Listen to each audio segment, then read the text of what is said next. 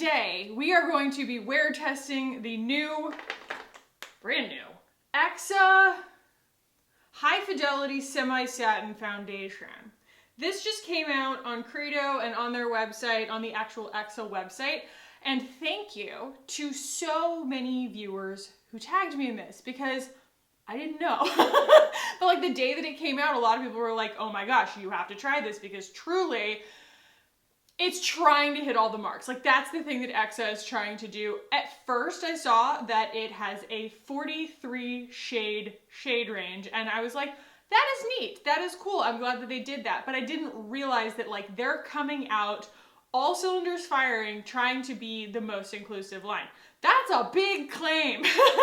While so many clean brands are kind of doing the whole like Homer backing into the shrubbery thing right now about shade ranges, Exa is like coming out guns blazing, being like, no, we got you. So I'm gonna get into all of the actual shades and kind of the way that they do shade matching a little bit later on in the video, but I'm gonna move you guys in, we're gonna put this on and we're gonna just do a full day wear test on it the way that I would typically wear it, which is kind of like experimenting with the buildability of it, but we're probably not going to powder or anything like that. This is not a first impression, so I will be able to give you guys a little bit of insight on like how it wears in other circumstances.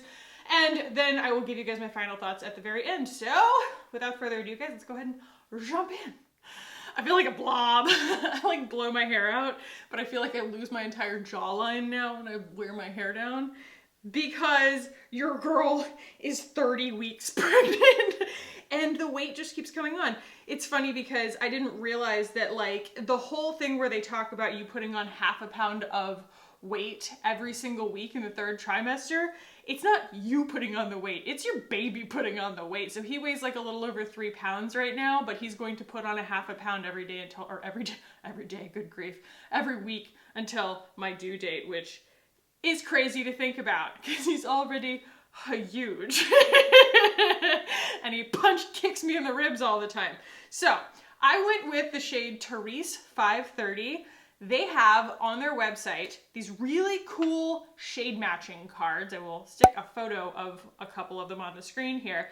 $5 ships free from their website. I'm not sure if Credo is also doing them, but at least on their website. And that is a really, really great thing to do. And I think that all brands should do that so that you can get really accurately shade matched, especially in the age of we're not really going in the store right now, you know?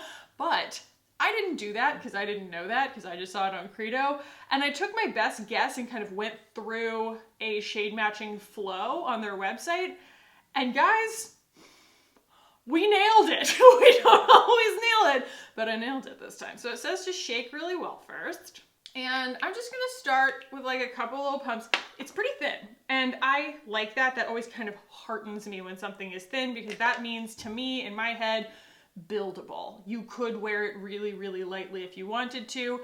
And the two ways that I have worn this so far have been once full coverage, like full coverage for me, and powdered, because I think that when this gets on, I don't think it has any silicones in it. We'll look at the ingredients and correct me if I'm wrong, but it doesn't have any kind of like really long wearing ingredients that you would think of typically. And for that reason, I feel like if you're gonna wear it full coverage, you probably want to powder it because it doesn't really have its own super matte dry down, even though they call it, what, a semi-satin? Yeah. So semi-satin means like natural to me, you know what I mean? It's gonna hopefully look like skin. So other than that, I wore it another day, yesterday, where I wore it like I wear my cream makeups and stuff like that, where I literally just built it under my eyes and on like my melasma and I spread it out like a skin tint everywhere else. And we're kind of going in between today. I'm getting a little bit more coverage because I just want to show you guys like what we're working with, even though this isn't like typically probably how I would wear it on a regular basis, just because I like my freckles to show and stuff. But you do see we get a good amount of coverage. We still have a really nice skin finish and the shade is perfect. I know that that's not necessarily like applicable to most people because obviously you are you and I am me, but I will say for 43 shades, I have an absolutely perfect shade in this line, which is cool. So the way that I've been doing wear tests lately so that I don't kind of like corrupt the result is you know, at the risk of maybe having a little bit of dark circles showing through or something like that, I have just been building the foundation in the places I need more coverage if it allows for that, and this does allow for that. So I'm just applying this with like a very old version of the IT Cosmetics 4 Ulta. It's called like a full coverage foundation brush or whatever. It's just really soft and nice, like a duo fiber. And I find that with a brush, people always say, oh, you get more coverage with a brush. I actually disagree, because I think that you have more control over the coverage with a brush because you can just kind of keep working it until you get the coverage level you like. Whereas with a sponge, I feel like I'm kind of, you know, bound to whatever it laid down, because I'm not going to drag a sponge on my face. I don't know why. I just won't. That was the 2 pumps that were on my hand. And I like this coverage. I think it's really nice. I'm gonna give you guys some like photos after we get done where I go and like stand in natural light on my phone. It bears all. It really doesn't like do all of the nice flattering things that all this lighting does that makes my skin look perfect. Like, we'll be able to see everything. But let's go ahead and see if we can get just a touch more coverage where I need it. Underneath my eyes, right there. Maybe a little here, because I'm a little veiny. And around here. And I think that also this lends itself well to that. I mean, this technique lends itself well to this, because I have really grown to where I don't really care for a super brightened under eye. I'm okay with like my under eye just being a little bit more covered, a little more opaque with the makeup, but not necessarily like that crazy bright reflective white surface that I used to do. So yet again, just kind of unlearning all of the YouTube makeup stuff that you don't realize is still racking around in your brain. So I'm gonna go ahead and make sure this is really nice and sheer where I don't need a lot of coverage. Like, I don't really want a lot of coverage around like my jawline and stuff. Like, who cares, you know? But I do love that this just gives me such agreeability when I'm going and like spreading it out. You know, it's like it doesn't like dry down to the point where you try and spread it back out and it does that thing like the Milk Makeup Stick does, where it starts to kind of like gather in your pores or on like your peach fuzz on your face, but it won't really spread. This stays really, really nice and movable. It reminds me a little bit of the Beauty Bakery in the sense that it seems to have almost like a glowiness to it. A little, you know? I don't know if that's like part of the plan. I can look at the ingredients and tell you whether there's like mica in it or something, but it's still just really, really lovely. And like, what a crazy, crazy good shade match. As soon as I put it on, I was like, yes. So let's go ahead and I'm gonna zoom through. Like, I'll show it to you, but I'll just kind of fast forward through putting the rest of my makeup on so that we can get right to all of the facts and claims and everything having to do with this foundation.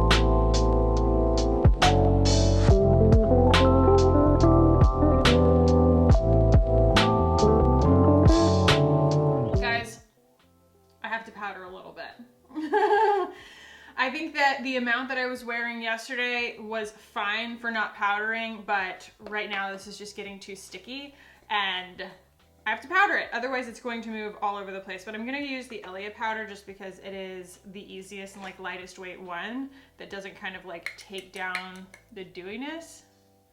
And I'm just going to selectively powder. And then you guys will be able to see things that are powdered versus not powdered in terms of performance as well. That's like a relief. Feeling is a relief.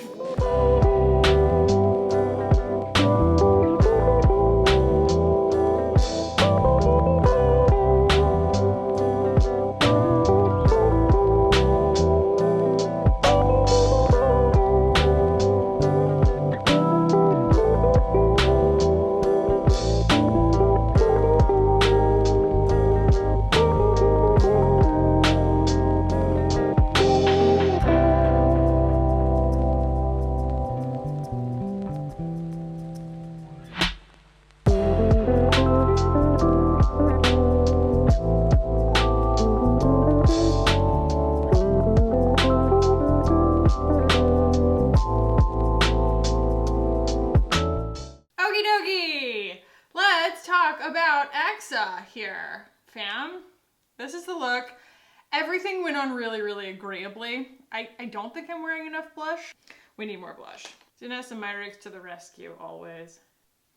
That's more like it. So that really speaks to the agreeability of this. I feel like it is so uncomplaining, as I say, on the skin when you're kind of working a bunch of other stuff on top of it. And, you know, I used Salt New York, tried to keep it simple, went in with the Dentists of Austin, also powdered a little bit, and I just feel like everything that I did to my face, it could have been disruptive, but the foundation really, like, it went along for the ride, you know? And I feel like it gave me kind of a glass skin thing, you know, even with the powder and everything. It's not necessarily like super smoothing because obviously it doesn't have, or I guess we'll see, I don't think it has like a bunch of silicones in it or anything like that. They do make a primer. I did not buy the primer because I did not want to present a case to you that, wow, this works really, really well. You have to buy both. I don't want to do that. I think a foundation on an everyday basis should work on its own. It shouldn't need a primer. So the foundation is $38 and it is free shipping on all orders, and it goes all the way from, I'm talking, oh, I'm the fairest shade. Oh, I thought they had like a white, you know what I mean? Like a paper white color. But the shade that I am, Therese Fair with neutral undertones, is the fairest shade as far as the way that they have this stacked here. But I don't know, I think so. And then the deepest that it goes is Faison 110. Deep dark with warm red or golden undertones. What it is, a ridiculously amazing buildable foundation with a semi-satin finish and perfecting pigments that wear light and last long. We will test the last long claim. Why it's amplified. Protective microalgae actives, soothing maki berry, and hydrating hyaluronic acid team up with advanced pigment technology that doesn't oxidize. No oxidation here. Keeping color vibrant and true, just like you. Supercharged anti-pollution actives. They are guilty of doing a few of these things, of the kind of like clean beauty jargon things like that are kind of unprovables, you know? Anti-pollution actives, okay. Shield against free radicals and urban pollution so you can safely power and play all day. Tell me what the measurability is of protection against pollution. And I will start to, you know, like use that in my reviews and tell you guys whether or not it actually protected me against pollution, but I don't know that there's any like quantifiability there. Who it's for, all skin types, all ages, all people. We will see whether this kind of settles into lines or anything, because like I've said in the past, you know, since I'm pregnant, I haven't had Botox since like January. And so I can scowl. Things sometimes gather in these little wrinkly areas on my face. So that will be a nice test to see if that does that. So it says how it looks, glowy, natural, beautiful, how it makes you feel bold, visible, not covered up. And I did experience very positive outcomes trying it at different coverage levels, and I feel like the buildability of it is probably my favorite part besides the actual shade match.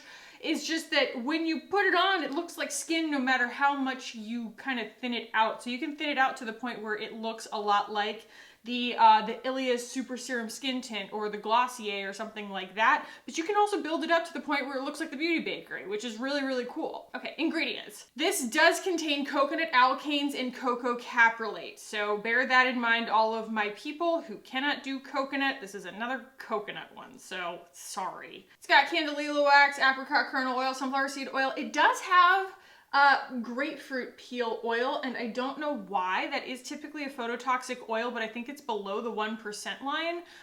You know, I wear sunscreen and things like that, so I'm not really sure, but like that's just an odd choice to me. I also fully admit that I don't totally know what I'm talking about. Like, it doesn't say that it's an essential oil, but I don't actually know if there's a difference between grapefruit peel oil and grapefruit peel essential oil. I don't know. You guys tell me. Okay, so phenoxyethanol is the preservative that I can see here, other than things that I might not be able to recognize, but also the last ingredient, which means that it is just below the 1% line, is mica, like I said. So hopefully we're talking sustainably sourced. They seem to be really on top of trying to do everything right, so, you know, fingers crossed for that. But Also, I think that that's what's giving me this kind of soft sheen on the skin that I really, really dig. Like that part of it is just so, I don't know, it's just a differentiator. Like when I put something on like this, I love this. The ColourPop Pretty Fresh, very, very pretty, but you don't get this, you know, you don't get this like kind of better than natural thing going on where it's like, wow, I didn't realize that was like lit from within. Like that's how it feels. It's just got that really same thing as like the Uma under eye concealer. I guess it's a concealer, but I use it under my eyes. It has that crazy brightening effect. Like this feels like that, where it kind of gives you almost like not a shimmer at all, but just kind of like a subtle glow. And it is cruelty-free, vegan, keto clean, which I guess they're partnering with them now and saying like, oh, well, we have our list of no ingredients. Feel however you want to feel about that, guys. Some people, that's really, really important to them. To me, it's all about whether or not an ingredient agrees with your skin, not about some kind of blanket approval, but fine, if that's how you want to measure your makeup. Gluten-free and dermatologist approved, which also doesn't mean anything. Just throwing that out there, does not mean anything. So far, what I'm thinking is that it's super, super pretty. It doesn't feel incredibly secure on my face. I'm about to go do life in let's find out, 105 degree weather. Don't move here. And we're gonna just really see how this stands up. I'm gonna be wearing a mask, so understand that there will not be like a no disruption situation on my face. I'm going to have something against my face, you know, just going about my day and things like that. It's pretty relatable, honestly. If you're like living your life right now, you're probably wearing a mask too. So yeah, but we will also, like, that's not gonna touch my eyes and stuff like that. I tend to get a little bit of creasing kind of in this like lower portion of my eyes a lot of times when I'm not like crazy with powder. It doesn't bother me, but it is a good litmus test to see whether this like wants to settle into lines. And I will say, a lot of clean foundations do. Like, it's not a deal breaker to me if something does kind of settle in a little bit, but it's something that, you know, I think that you guys deserve to be aware of regardless. So I think that that's always the trade-off, without going down too many rabbit holes. That's the trade-off of no silicones is, and it doesn't actually like make any no silicones claims here.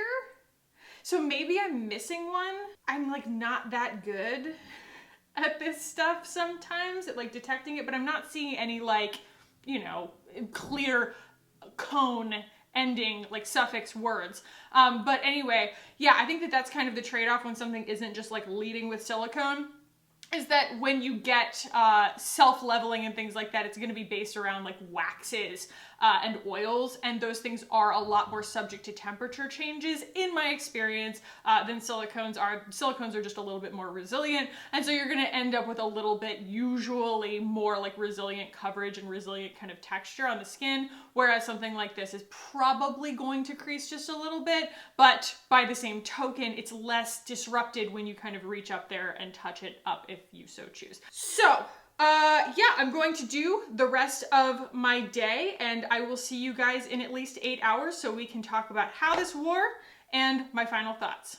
Hello guys, it is the end of my day and I've got some final thoughts for you. In fact, I want to go ahead and get a really, really good close-up look here, because the lights always make everything look amazing, but I have to say This foundation has a few really big things going for it.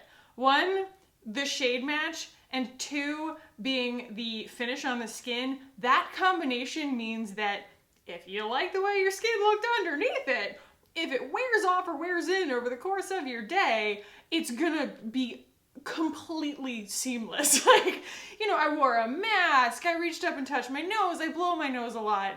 Congestion comes with pregnancy. There is like no visible disruption here because it is giving me that skin finish look that I'm always looking for in a foundation. I really, really like, you know, like I said, this is not my first time wearing this. I want to call it a home run. I really do. I will say it is a home run for me. I always have to kind of temper these things because I would hate for someone who has skin that's very, very different from mine to take my recommendation without any of the kind of the caveats of how my skin behaves and go and buy this and come to me later and be like, Khaki, this was terrible. What were you thinking? Kind of thing. So I do kind of want to, if this is your first video of mine that you're watching or something like that, I have dry skin. I have even drier skin now that I am pregnant. And also, my skin really, really loves a good skin finish foundation. It's just something that tends to agree with my skin. And this foundation does claim to be for all skin types. I do not know for certain if what I'm about to say is true, but I would wager a guess that this works better on normal to dry skin types than really oily skin types, at least in the weather that I was wearing it in, at least in just like, you know, where you tend to kind of, you put a mask on, you're gonna schwitz a little bit underneath there and stuff like that. Like, it's just gonna be more prone to dewiness, and if dewiness is a word that kind of freaks you out, you know, keep that in mind. Because, you know, I don't think that it is really fair or realistic for any foundation to say, yes, this is for all skin types, unless it is literally something that's just so sheer that it really doesn't matter. I'm not totally sure, but there are plenty of foundations that, because my skin is so dry, I can't wear them. I can't wear like a Fenty Pro Filter. I can't wear the Pacifica Alight. I can't wear pretty much any powder foundation. I can't wear like, you know, Estee Lauder Double Wear or anything like that. The ones that are supposed to have that like satin matte finish. Absolutely not. They give me wrinkles I didn't know I had. They absolutely suck my skin dry, and they look like cracked clay on me. All that to say, if you have pretty, I don't know, dry to normal skin type, this is outstanding. It's pretty affordable, you know. How much do you get in here? You get 1.1 fluid ounces for your 38 doulas. And I feel like the coverage flexibility combined with, like I said, the texture on the skin as well as the shade matchability. I'm hoping that me being able to find a good one means you could probably find a good one. I'm not totally sure, because that is one weird thing, is that I am the palest shade in their entire line. I'm pale, but I'm not the palest person in the world kind of thing. So yeah, bear that in mind as well. But I think that all of those things combine to a foundation that is a candidate to be your only foundation. For all the people who are just like, well, I need a skin tint, I need, you know, a tinted moisturizer, I need, you know, a regular foundation, a full coverage foundation, what have you. This has really fantastic flexibility of coverage, which is my favorite quality in a foundation. You can wear this as thin as Glossier skin tint. You can build this up to full coverage. I will say, if you're gonna build it up to full coverage, it doesn't, like I said, have any silicone stabilizers in it that I can tell. And so you're gonna probably wanna powder it, just because it doesn't really wanna like dry down on its own.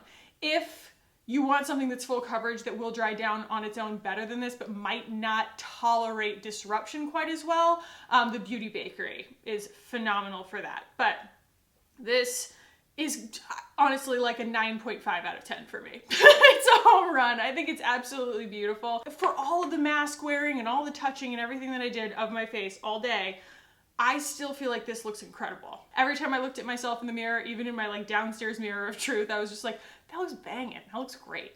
So yeah, hopefully bear all of those caveats in mind. Think of your own skin type and your own skin tendencies and things like that. Oh, and then also the only other thing is, as far as settling into lines, I actually am pleasantly surprised. I think that, yes, you know, when you powder something, there's nothing that's never going to settle into lines, but the actual particles of the makeup did not try and like migrate like sometimes they do.